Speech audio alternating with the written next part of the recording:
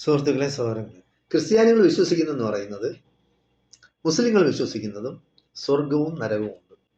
ദൈവത്തിനെ അനുസരിക്കാത്തവൻ ഈ നാട്ടിൽ കൊള്ളയും കൊളിവയ്പും ആളുകളെ ഏതൊക്കെ തരത്തിൽ തെറ്റുകളും കുറ്റങ്ങളും ചെയ്തിട്ടുണ്ടോ അത് ഒരു ദിവസം വിചാരണ ചെയ്യപ്പെടും. മരിച്ച് ലോകാവസാനത്തിന് ശേഷം വിചാരണ ചെയ്യപ്പെടും.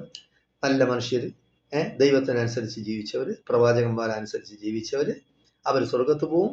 ഏകദൈവ വിശ്വാസികളാണ്, ഏകദൈവത്തിൽ വിശ്വസിക്കുന്ന. ദൈവം ജനിച്ചിട്ടില്ല എന്നും ദൈവം ആരെയും ജനിപ്പിച്ചിട്ടില്ല എന്നും, ദൈവം സൃഷ്ടിച്ചിട്ടേ ഉള്ളൂ. ദൈവം സൃഷ്ടിച്ചിട്ടേ ഉള്ളൂ. ദൈവം ജനിച്ചിട്ടില്ല, ദൈവം മരിക്കുകയില്ല, ദൈവം ആരെയും ജനിപ്പിച്ചിട്ടുമില്ല. അങ്ങനെ വിശ്വസിക്കുന്നവർ മാത്രമേ സ്വർഗത്ത് പോകുള്ളൂ.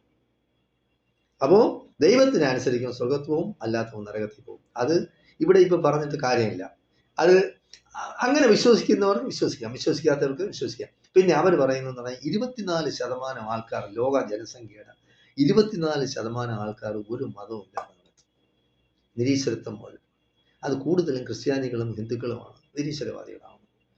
ഒന്നാമത്തെ കാര്യം എന്ന് പറയുന്നത് നമ്മൾ മനസ്സിലാക്കണം, യേശുക്രിസ്തുവിന് മുമ്പാണ് മോസസ്, അതായത് മൂസ ഉണ്ടായിരുന്നത്. അപ്പൊ മൂസായിക്ക് ശേഷമാണ് യഹൂദ മതം ഉണ്ടാകുന്നത്. അപ്പോൾ ആദ്യത്തെ മനുഷ്യൻ എന്ന് പറയുന്നത്, ആദ്യത്തെ സ്ത്രീ എന്ന് പറയുന്നതും ആദവും ഹവ്വയും. അതിൽ യഹൂദന്മാർക്കോ ക്രിസ്ത്യാനികൾക്കോ മുസ്ലിങ്ങൾക്കോ തർക്കമില്ല. അപ്പൊ തർക്കം പിന്നെ ഉണ്ടായ മതങ്ങൾക്കില്ല ഇടയിലാണ്. അപ്പോൾ ആദം മുസ്ലിം ആയിരുന്നു. കാരണം ദൈവത്തെ അനുസരിച്ച് ജീവിച്ച ആളാണ് ആദം, ഹവ്വയും.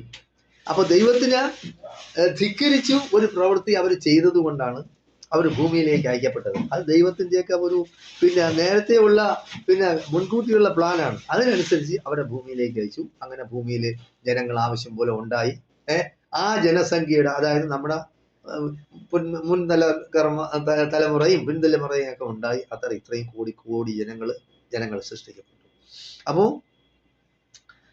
അപ്പൊ ആദത്തിന്റെയും ഹവ്വയുടെയും സന്തതികളാണെന്ന് വിശ്വസിക്കുന്നവരാണ് ഈ കാണുന്ന സമൂഹം, ഈ കാണുന്ന ജനങ്ങൾ മൊത്തം അങ്ങനെ സൃഷ്ടിക്കപ്പെട്ടവരാണെന്നാണ് മുസ്ലിങ്ങളും ഈ യഹൂദന്മാരും ക്രിസ്ത്യാനികളും വിശ്വസിക്കുന്നത്.